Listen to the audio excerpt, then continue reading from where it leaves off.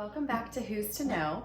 So tonight I am working on a sheet pan dinner, which is basically just a ton of veggies, some potatoes, and some chicken sausages. And I throw it all on a sheet pan with actually 2 sheet pans because we make so much for our family.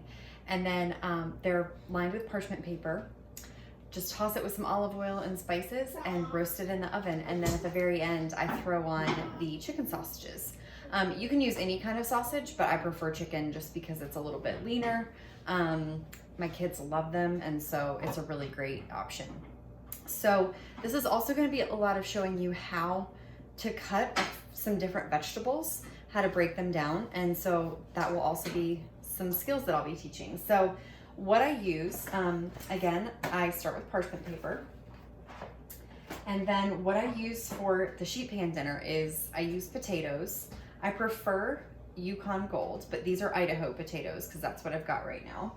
I have both, so I am going to be doing a little bit of both. I've got red and white onions, so I'm going to do one of each. I've got a couple of crowns of broccoli. I've got 2. Now this is to feed 5 people, so you would not need this much food if it was just going to be for 1 or 2 people.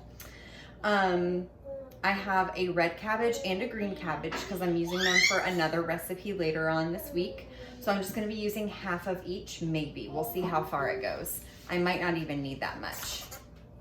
I have some beets with the greens attached, and we'll actually be using the whole thing. And then I've got some butternut squash that I had broken down, and I only needed half of it at the time, so I saved this in a bag, so I'll be using that as well. So we will start by chopping a bunch of things and laying it. I like to just put it straight in a bowl and then mix it up a little bit and then put it on my sheet pans. So we will start with breaking down some of the vegetables and putting them in the bowl. Okay, so what we are starting with is we're gonna start with our broccoli. The way that I like to break down broccoli, and you could do this if you had the actual full stalks as well, but the way that I love to do this is I kind of turn it upside down, and then I take my knife and I just start cutting.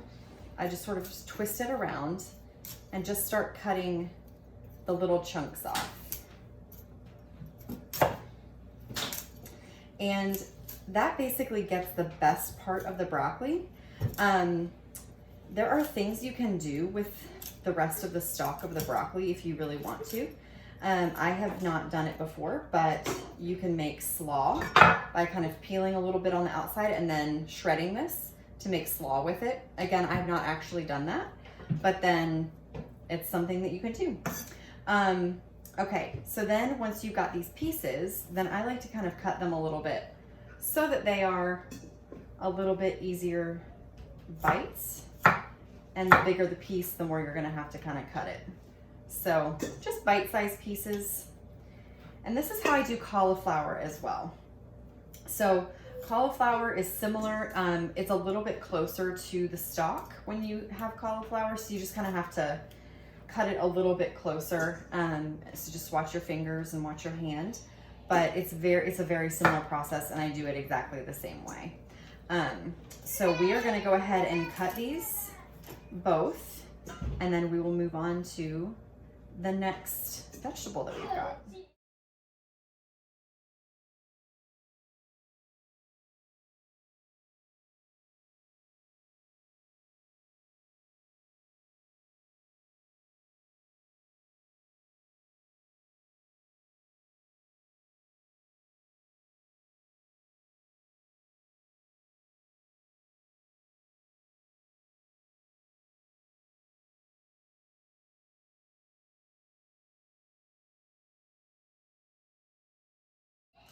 Okay, so I also have, this is my bag of scraps that I keep in the freezer, and I just throw any kind of scraps in it that are decent, and that's what I use to make chicken and vegetable stock. Okay, next we're gonna move on to the onions. So I have shown how to chop an onion before, so it's gonna be a similar start to the process. So you're gonna cut off the root end, and then the stalk end, I guess is what you could call it. And then you just kind of slice around there. And depending on how thick the peel is and then how thick the first layer of the onion is, you might feel like you're really losing a lot of the onion, depending on, sometimes it's a thick peel or a thinner first layer. Other times it's a pretty thick layer and it can feel like you're really losing a lot. But again, I put it in my trusty scraps bag, and then I don't feel like I'm losing quite as much. So I like to peel all of the onions first when I'm cutting more than one, and then I cut them. So with these, what we're gonna do is we're gonna julienne them. And julienne is basically cutting it lengthwise instead of in rings or chopping. And that's really good for caramelizing onions if you wanted to make like a French onion soup, or just putting it in a stir fry or anything like that. So you cut it, you lay them, you set them flat, you cut them in half like this, and then you can lay them flat like that. So the way that you julienne an onion is you sort of lay your knife sideways like this to start out the process. And then you keep your fingers curled again like that. And you're just going along these ridges. You don't necessarily have to cut along each ridge, but it's a nice way of measuring it. So once I get to about a little over halfway across, then I turn it again and we start the process again. And you can just hold this in place, and you've got these nice little slices like that. So those are going in a bowl, and we're gonna do the rest of the onions like that. The reason I love this sheet pan dinner is that it is a one-stop shop, which I love. I also love that I can use pretty much whatever vegetables I've got on hand. It's great for summer and for winter. I actually started making it in the winter time because I love squash and butternut squash and red onions, and I just love all those flavors together. But then I found that I really loved continuing to make it in the spring and summer. Okay, so now we are going to start with our cabbage. So the way that I work on a cabbage is I cut the bottom part off. This has a little tag in it, so you can just throw that away. I'm going to go ahead and put it in the bag. Then I take the top layer of leaves off, just because cabbage is not something you really wash typically. And so the top two layers, maybe the top two leaves, if it's a really big one, then maybe the top three are going to be the dirty ones. And then underneath, it's pretty much going to be clean. So I cut the bottom off, but you've still got this kind of woody stem inside. So what I do is I slice it in half, and then you kind of get a better idea of what you're looking at here. So then we're gonna make sort of an A or V, depending on which way you're looking at it. So we're making an A-shaped cut. And so then we're just gonna be able to pull that out. So that's really the woodiest part of the whole thing, and we wanna be able to get that out so everything is nice and tender. So cabbage goes a long way, especially if you slice it thinly, if you kind of shave it. So then I like to cut that in half. So now we've got quarters. And I'm gonna leave this half because I'm gonna save that for a salad that I'm doing later this week. So this is all I'm cutting. So the way I like to cut cabbage is I like to kind of do it at an angle. And again, you're holding it with your fingers curled under just a little bit to protect it from the knife. And I like to cut it in a little bit thinner. You can make it as thin or as thick as you like. The bottom is gonna have some larger chunks just because that's the nature of it, with it being the bottom. And then the further you get to the top, the thinner the pieces are gonna be. So I like to do it fairly thin, just so that you can get smaller pieces and they will cook a little bit faster. So once I get to the end and it's kind of starting to rock a little bit, I turn that over again, and I like to just turn it to where I'm gonna be cutting it with a flat side, and then chop it like so.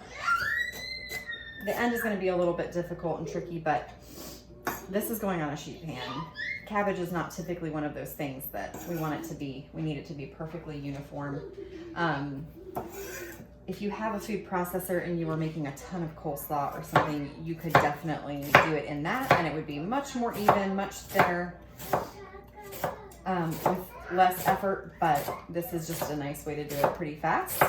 And I typically, if I am making coleslaw, I have done it this way before as well. Cabbage is one of those foods that can be fairly bitter, especially red cabbage can be fairly bitter on its own when it's not cooked. But when you cook it, it gets this really lovely caramelized sweet flavor. So I feel like normal cabbage or white cabbage, green cabbage, that's what it's called, green cabbage. I feel like green cabbage is a little bit sweeter naturally. It still has sort of that odd flavor, but it's not nearly as bitter as red cabbage. So we're gonna do the same thing here, set half of that to the side. It also, it's harder to see, but it also has sort of that A-shaped stalk that we wanna get out. And that one we're gonna kind of pull it a little bit. Okay, so then we're gonna cut it into quarters again, or in this case, into halves. And we're gonna start down at this end again and do the same thing. And then we will move on to our beets.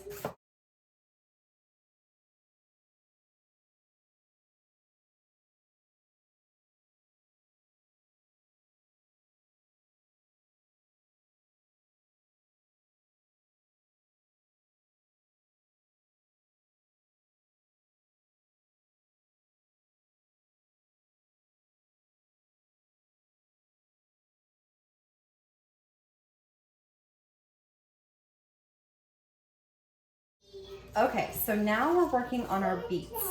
So I love beets. Beets are sort of an iffy topic for some people, which is totally fine. I happen to love them, but you could absolutely leave them out if you do not enjoy them. I would recommend trying them this way though, because roasted beets are so different than any other way of eating a beet. It brings out sort of an earthy sweetness when you roast them. They almost get candied if you have it with some balsamic vinegar. So I cut it away. So if it comes with the leaves, if they are in good shape, keep them, because they can actually be cooked just like Swiss chard or kale or any kind of greens. And that's what we're gonna do with these, is we're gonna chop them, rinse them, dry them, and put them on the sheet pan with everything near the end. So I cut it away from the leaves, and then it had those tails, and so I just cut the tails off and put them in my bag. And now we're gonna take our peeler, and we're just gonna kind of go around, and this will stain your fingers for a day or so. So if you are completely paranoid about that, you can wear some gloves, just some kitchen gloves or latex gloves or something while you're preparing this. I don't really care because it washes off soon enough. It's totally worth it to me. So then we've got it nice and peeled, and then we're gonna do the other ones. Some people steam the beets first and then the peels kind of slide right off. I have never done that before. I just prefer doing it this way because then I can cook them exactly the way that I like them. It's really not that much more work in my opinion, especially if you have a good peeler. It's really not a big deal with doing them this way. I suppose your hands do get a little dirtier this way, but again, it's a small price to pay, and I suppose that's where my vanity ends. So these are all gonna go in the bag. It will produce a really beautiful color broth. I may even make this into a beef broth because it will give it a really rich color with all of those. Got a piece of broccoli that got left behind. Okay, so now we've got our beets. So what I like to do is I like to lay it on the top end that we cut, because that's gonna be the flattest. I cut it in half, so we've got it in half. If they're a lot smaller, then I wouldn't cut it any more than that. But I'm gonna quarter these because they are bigger. So then I bring it back to the flat end that was on the top. and I bring it back here, and then we're just gonna slice them. And I slice them fairly thin because they are very dense. They're sort of like carrots in their density. And so they do take a little while to cook. So you don't, again, crunchy beets are not amazing in my opinion. But I love them sweet and soft and cooked. So we're gonna go ahead and cut all 3 beets like this. And then we will save the greens for the end. But I am not throwing those away. If they were all wilted and nasty looking, we could just either put them in the freezer bag or just throw them in the trash. But I specifically picked these because I knew that, because they were beautiful and they have a really, really nice flavor. So it's just basically you might as well eat them if you're paying for them.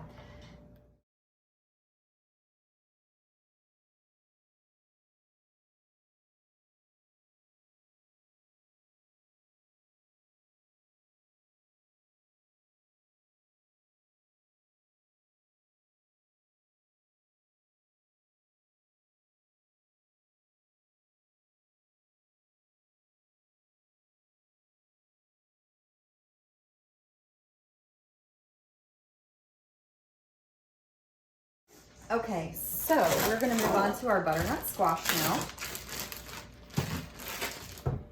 And these I'm gonna cube. So we've got the seeded end here. And so again, if you have not watched the butternut squash video, I would go back and watch that to figure out how to get it to this point.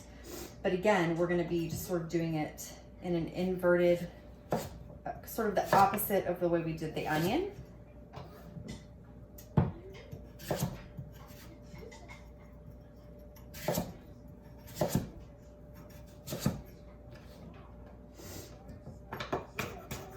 we're going to do kind of a small dice so that they do cook nice and fast.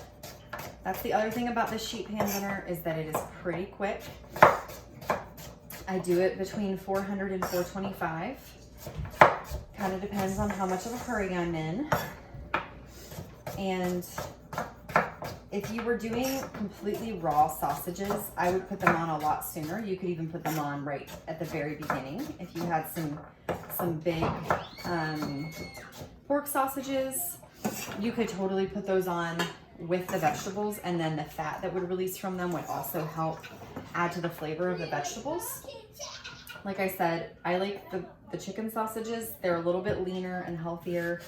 They don't have as many additives, and we have to be kind of careful with that in our home with some of the additives in some sausages. And so it's really one of the cheaper ways of getting some really good quality sausage, and also get our healthy fats where we like them. But we love some good sausage every now and then, but this is a nice way to keep it a little bit leaner. So we're just gonna finish doing this, and then we're gonna do the potatoes. I like to keep the potatoes with skin on. I feel like it adds a little extra flavor. If they were not in great shape, if the skins were just nasty looking, then totally peel those. Or you could do sweet potatoes, and you would want to peel those, obviously. I've also done this a lot with the little baby potatoes, and it makes it a lot faster, and they're really tender. So you can do it with whatever you've got. These are, like I said, are Idaho potatoes. So the way I like to cut these is they're sort of a small to medium size, and so I cut them in half, and then in half again. So we've got wedged quarters basically, and then we're just going to cut it 4 or 5 times this way to get a similar size cube to what we had of the butternut squash. So I've got 5 potatoes, basically 1 for each person in our family. Because this is a lot of veggies and not a lot of fat, it isn't as filling for our family, and so I do make a lot of it because we wind up eating a ton of it, since it is not as filling. But it is just so delicious and fresh, and you feel good eating it. You can also substitute some other vegetables in here if you don't prefer some of these, or they're not as readily available, or they're just not looking good at the store. You can do this very simply with just potatoes, and you could use some carrots thinly sliced. You could do cauliflower instead of broccoli. I did that last week. You could do you can do it very, very simple. Potatoes, carrots, onions, some kind of meat. I've also done it with chicken thighs before. Those you do put on a little bit earlier, and then you I actually wind up kind of broiling them just a little bit so that they've got a good flavor. Okay, so we've got our massive bowl of veg here. So we're gonna have to get rid of a little bit of it just so that we can make some room to toss it up. So we will get the potatoes and the butternut squash divvied up onto our trays. I like to spray it with a little nonstick spray, not because the parchment paper doesn't do its job, but just because it kind of helps to crisp up what's on the bottom a little bit. So it doesn't hurt to do that. So we're just going to kind of divvy this up.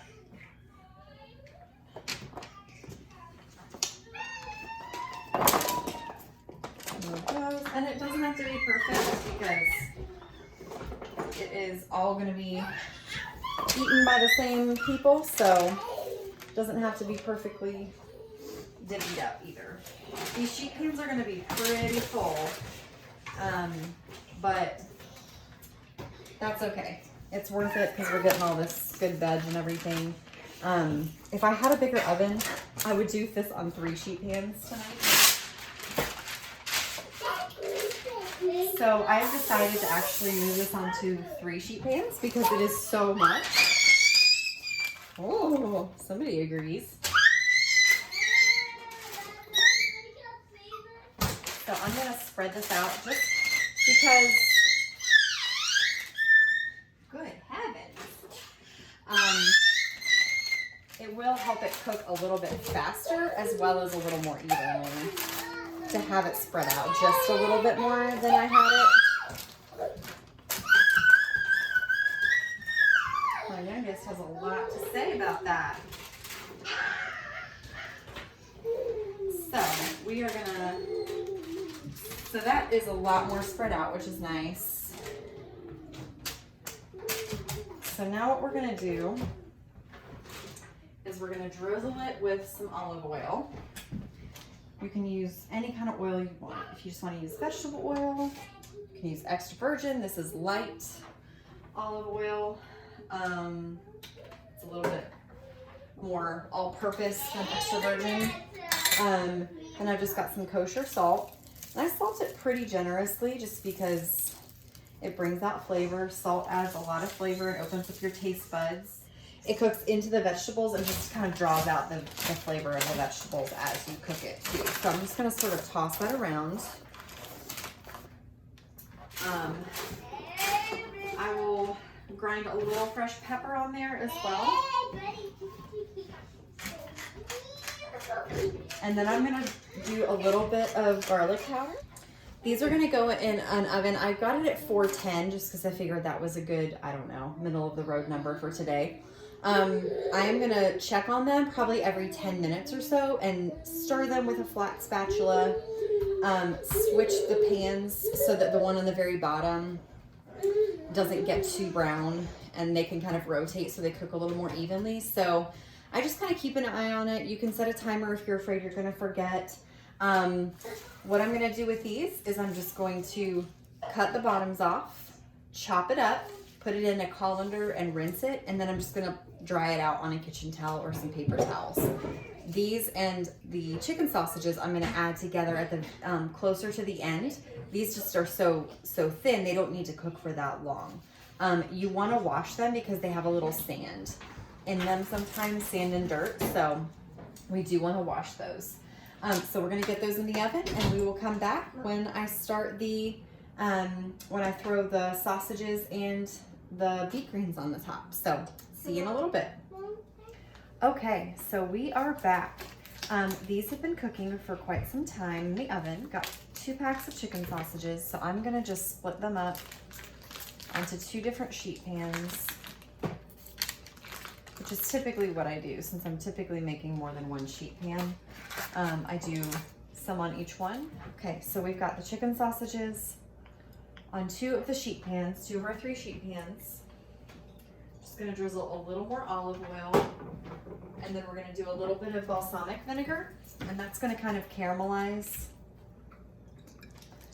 some of the vegetables a little bit, just add a sweetness and some extra flavor. You do not have to do this, but I really enjoy balsamic, so it's a nice flavor addition. And then we've got our beet greens, and we are just gonna sprinkle those and we'll toss them in. So I have a nice it's flexible, but it's a nice wide spatula base. So I'm just gonna kind of mix these greens in just a little bit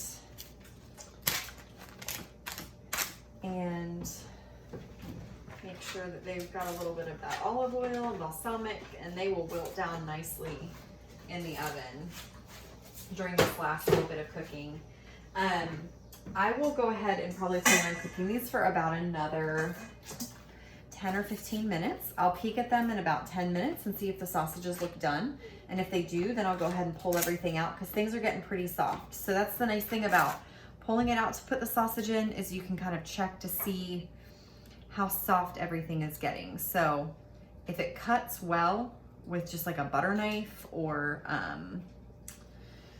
a spatula like this, then you know you're getting really, really close and you'll be able to just pull it out whenever you need. So that's the great part about doing that. So these are going back in, like I said, another 10, 15 minutes max, and then we should be ready to eat. And I will show you these before I put them on plates so that you can see the final result, so you know kind of what to look for with doneness of the veggies. So I'll be back in just a little bit.